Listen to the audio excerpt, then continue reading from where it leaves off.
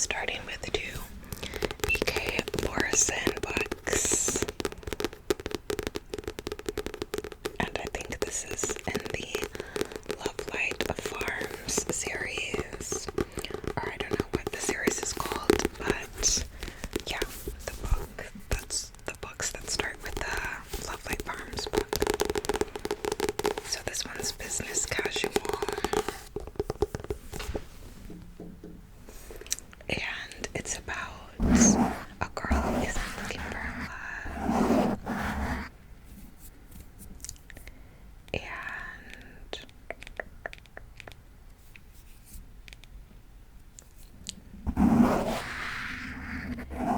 a investment banker. And they have a one-night stand. And then, of course, they end up having to meet each other again because he's temporary head of Love Light Farms. So then they're reunited, and of course, you know, their chemistry's still going on and all that. So yeah, this I believe is the full book because all the books in the series I believe are interconnected standalones, and yeah, so it might be bad to read this one first because I guess I'll probably see cameos from the other characters. I don't know, I don't usually care because I already know that like they're gonna have happily ever afters, so like I don't usually mind reading interconnected standalones out of order. But I heard some books recently, like someone was upset that they read it out of order and the twist from the one was like made known in the other one or something, so I don't know, I guess that's something to keep in mind. But I don't know, I think I will read this one first just because fall is coming up, and yeah, I really want to read another B.K. Morrison book, and yeah, so that's business casual. I'm not reading all the backs just to save time, and in case I talk about them in other videos, I don't want to be too repetitive. And then I got Mixed Signals too, and I think this one is the summer book. The summer book. And I really like the cover on this one. I think it's cute. I don't know.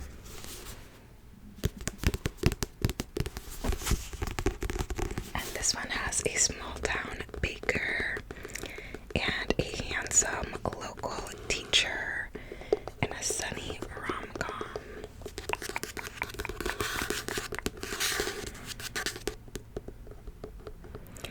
Oh, and so in this one, the male love interest, the MMC, the male main character, has a proposition and asks her to do 1 month of no strings dating to renew her faith in men and have romantic gestures.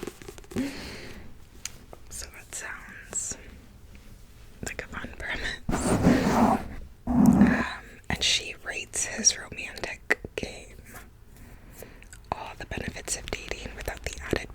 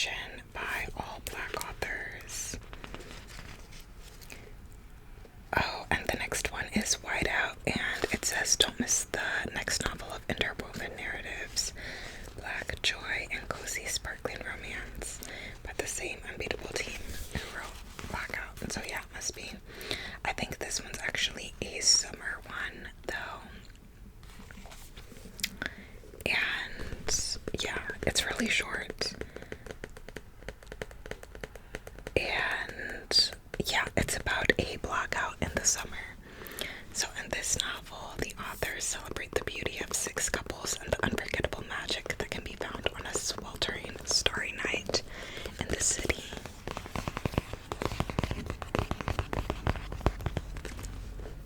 Following 13 teens all over the city who are just trying to make it to the biggest block party of the summer. So that sounds really fun, and yeah, it's only 243 pages. Maybe I should have gotten Whiteout to read around the holidays. I'm guessing it's like a snowed-in story, you know? Because I don't know if I'm going to get to read this last month of summer, although it is short, so we shall see.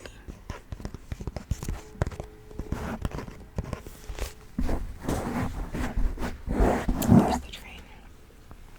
This next one I've started, and it's Say a Little Prayer by Jenna Flores.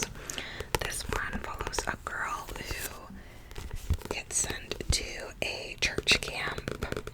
She has to spend spring break at a church camp in order to avoid suspension for slapping a girl who was talking bad about her sister. And at the church camp, she decides she's going to try to break all of the like 7 sins, or 7 deadly sins. What is it? The 7 sins. So like greed and all of that. Like she's gonna try to hit all of them, like all in one go at the summer camp. Cause she's left the church. She doesn't like how they turned on her sister, and she doesn't like how they've turned on her as well, because she's a sapphic girly. And yeah, then she begins to feel feelings for the pastor's daughter while at the church camp. So I'm really enjoying this one so far. I had the audio, and I'm really enjoying the story, but I just wasn't feeling like listening to the audio anymore, even though I think the narrator was doing a fantastic job. I just was not in the mood to listen to an audio. So I got the book off of like Bingo or something for cheap, and I'm planning on finishing it. I do need to figure out where I left off in the audiobook though. But yeah, I'm really looking forward to finishing this one. It says love is patient, love is kind, love is gay. I also really like this cover.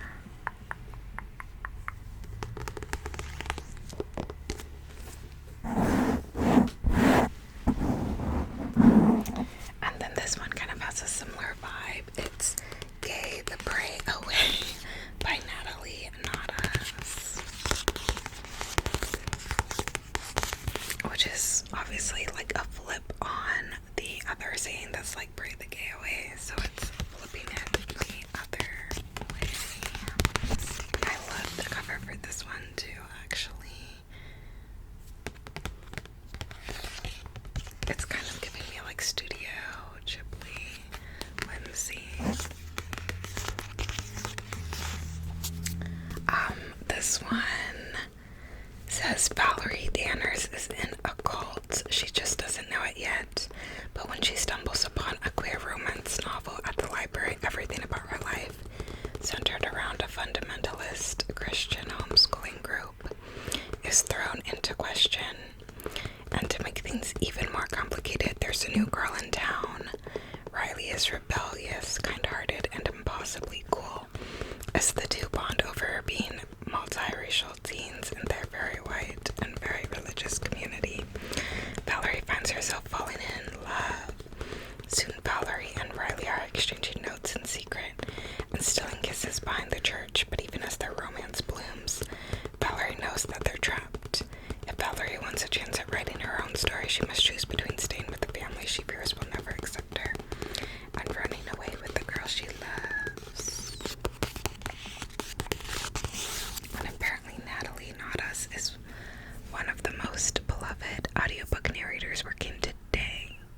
So I wonder if she was doing audiobook narrations before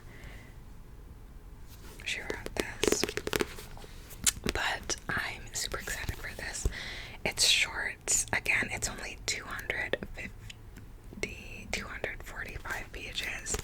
So it's really short, and I feel like this one's gonna hit hard for me since I grew up in a very conservative Christian upbringing, and I was also homeschooled, and I'm also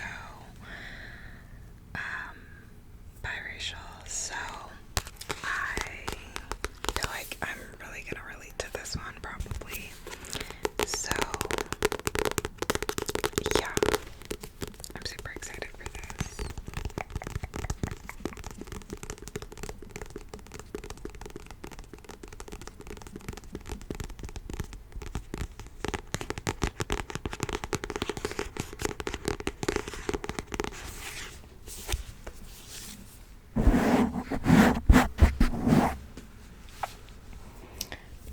And then I have Summer Romance by Annabelle Monaghan,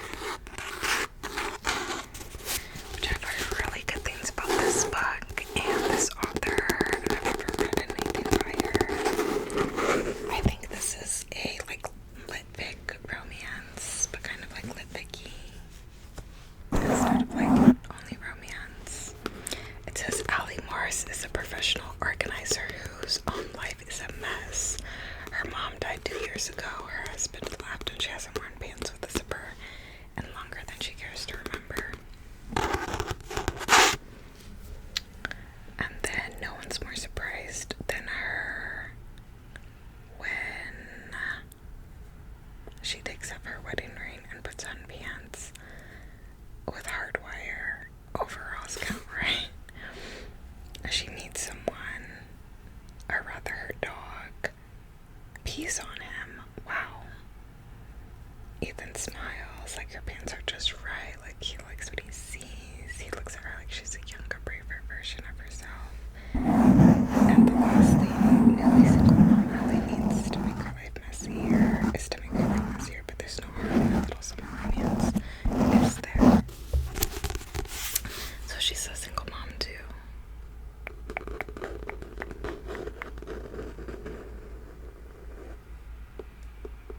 Interesting. I feel like I didn't know that part of the story or the premise. But yeah, so this sounds interesting. I don't think I'll read it this year because we're just about finished with the summer. But I've heard really good things, so I would like to read it eventually. Carly Fortune says I loved it. Brims with heart, wit, and longing. I have a Carly Fortune book I wanted to read this year too, but I'm not sure if I'll get to it. And Abby Jimenez also said a visual 5-star rating. I guess it says fiction. So I don't know if it's more like lit-fic or romance or both evenly. I really don't know.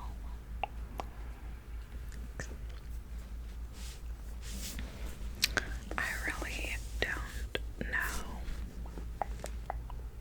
I might save the other books. I don't know. For another time. And then I have another lit pick, and that is The Rachel Incident by Carolyn O. Donahue. I feel like I saw a different book by this author getting talked about recently.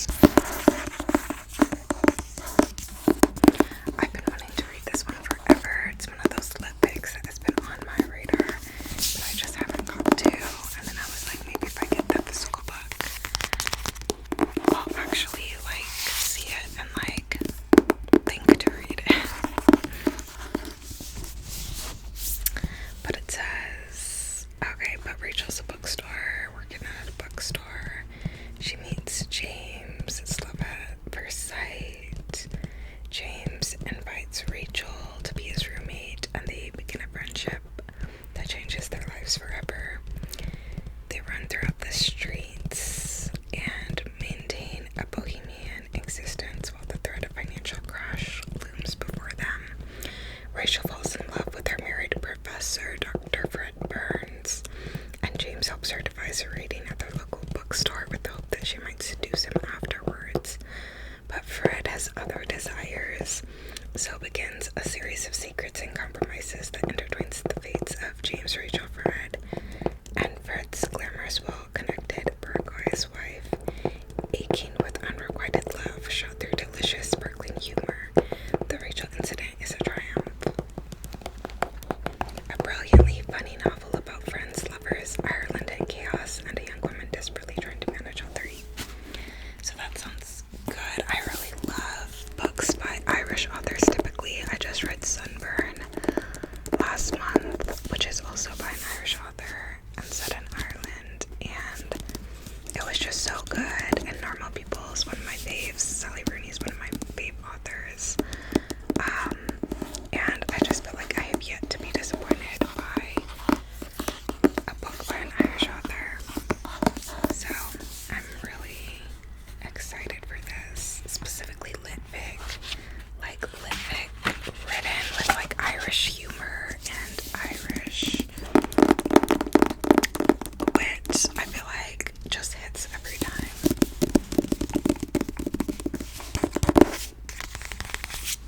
But yeah, that is all the books I'm going to do in this haul.